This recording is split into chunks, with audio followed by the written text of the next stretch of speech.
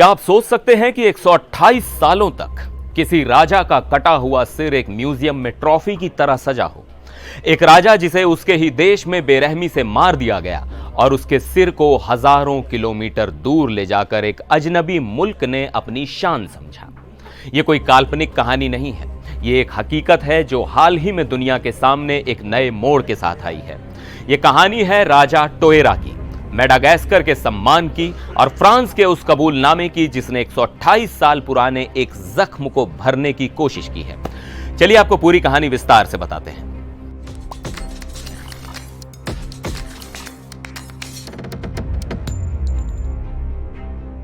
नमस्कार, मैं हूं सिद्धार्थ प्रकाश। आज हम बात कर रहे हैं एक ऐसी ऐतिहासिक घटना की जो उपनिवेशवाद के काले अध्यायों को फिर से हमारे सामने ले आई है। हाल ही में फ्रांस ने मेडागास्कर को 3 खोपड़ियां लौटाई हैं, लेकिन यह कोई आम मानव अवशेष नहीं है। इनमें से एक खोपड़ी के बारे में माना जाता है कि वो 19वीं सदी के एक महान मालागासी राजा टोएरा की है। आज से 128 साल पहले साल 1897 में फ्रांसीसी सैनिकों ने मेडागास्कर पर अपने औपनिवेशिक शासन के दौरान एक नरसंहार किया था। इसी दौरान उन्होंने वहां से सकलावा जातीय समूह के राजा किंग टोएरा का सिर कलम कर दिया। लेकिन बात यहीं खत्म नहीं हुई। अपमान की इंतहा तो यह थी कि वो इस कटे हुए सिर को एक ट्रॉफी यानी जीत की निशानी के तौर पर अपने साथ फ्रांस ले गए। वहां जाकर इसे पेरिस के नेशनल हिस्ट्री म्यूजियम में रख दिया गया। सोचिए, एक राजा की निशानी उसके लोगों के लिए सम्मान का प्रतीक एक म्यूजियम में सैकड़ों अन्य अवशेषों के साथ बस एक प्रदर्शनी की वस्तु बनकर रह गई।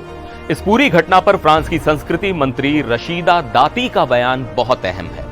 उन्होंने खुद माना कि इन खोपड़ियों को राष्ट्रीय संग्रह में उन परिस्थितियों में शामिल किया गया था जो स्पष्ट रूप से मानवीय गरिमा का उल्लंघन करती थी और ये औपनिवेशिक हिंसा के संदर्भ में हुआ था।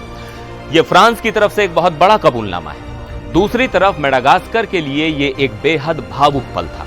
वहां की संस्कृति मंत्री बोला मिरांती डोनामारा ने इसे एक बेहद महत्वपूर्ण इशारा बताया। उन्होंने कहा कि इन अवशेषों की अनुपस्थिति 1 सदी से भी ज्यादा यानी 128 सालों से हमारे द्वीप के दिल में एक खुले घाव की तरह थी। लेकिन यहां कहानी में एक वैज्ञानिक पहलू भी है। फ्रांस और मेडागास्कर की एक जॉइंट साइंटिफिक कमेटी ने यह तो कंफर्म कर दिया है कि ये खोपड़ियां सकलावा लोगों की ही हैं, लेकिन वो पूरी निश्चितता से ये नहीं कह सकते कि इनमें से एक खोपड़ी राजा टोएरा की ही है। वो सिर्फ अनुमान लगा सकते हैं। फिर भी प्रतीकात्मक रूप से इसका महत्व बहुत ज्यादा है। इन खोपड़ियों को अब वापस मेडागास्कर ले जाया जाएगा, जहां रविवार को उन्हें पूरे सम्मान के साथ दफनाया जाएगा। तो सवाल उठता है कि अचानक 128 साल बाद फ्रांस को यह सब याद कैसे आया? इसके पीछे की वजह भी जानना जरूरी है। दरअसल 2017 में इमैनुअल मैक्रों के राष्ट्रपति बनने के बाद से ही फ्रांस अपने औपनिवेशिक अतीत की गलतियों को सुधारने की कोशिश कर रहा है। खुद मैक्रो ने मेडागास्कर की खूनी और दुखद गुलामी के लिए माफी मांगने जैसी बात कही थी। पहले फ्रांस का कानून बहुत सख्त था। किसी भी देश को उसका सामान लौटाने के लिए हर बार संसद में एक विशेष कानून पास करवाना पड़ता था, जो एक बहुत लंबी और जटिल प्रक्रिया थी। लेकिन इस प्रक्रिया को तेज करने के लिए 2023 में फ्रांस ने एक नया कानून बनाया, जिससे मानव अवशेषों को उनके देश वापस भेजना आसान हो गया।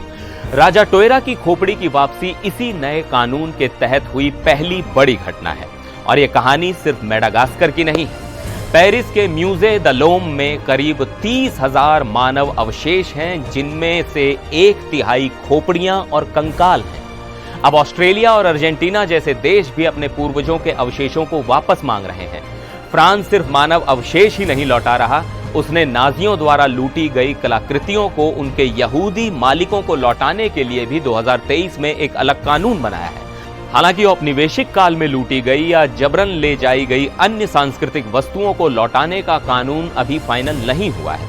अगर वो कानून भी पास हो जाता है तो इतिहास की कई और गलतियों को सुधारा जा सकेगा।